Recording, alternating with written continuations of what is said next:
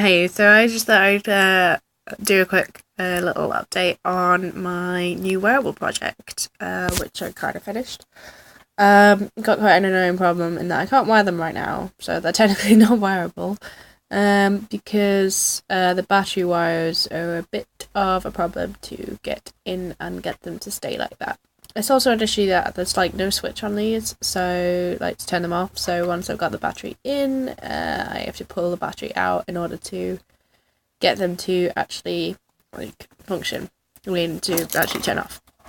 Anyway, so the project is the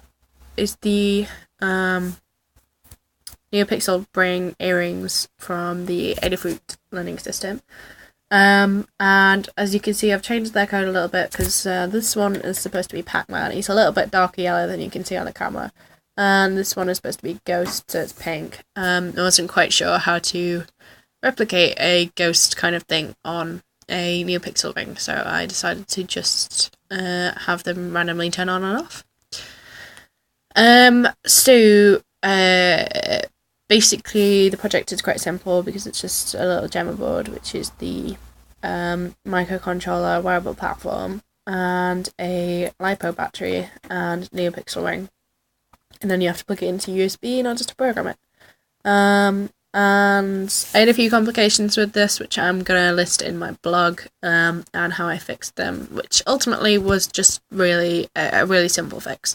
But it's just so that I've got like kind of all the errors that I had written down. It's because I find that if I Google the error, then there's usually someone who's had a similar problem but not quite the same, and it's working out whether their fix is the same one that you need. These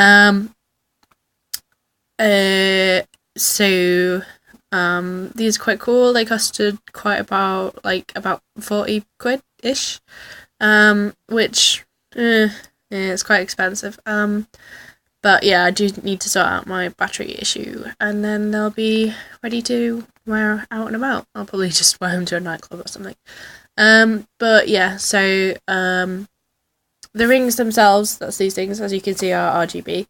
They're also addressable, so I'm only using one pin, so that's quite good. And there's one tutorial whereby you can put like a Gemma and a bunch of Neopixel rings all strapped together, because you can daisy chain them, so you can pass the signal on to another Neopixel ring or just a regular Neopixel. So that's all I've got to say, really.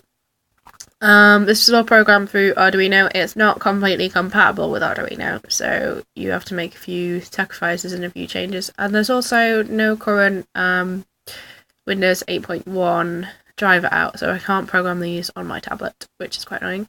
Well, actually I can if I turn on side drivers, but because the Surface was kind of like the operating system was kind of designed halfway between a tablet and a PC, there are certain things that I can't address yet without plugging in a full-scale keyboard, so I might have to do that in order to program these on the move. But other than that, I think they're quite cool.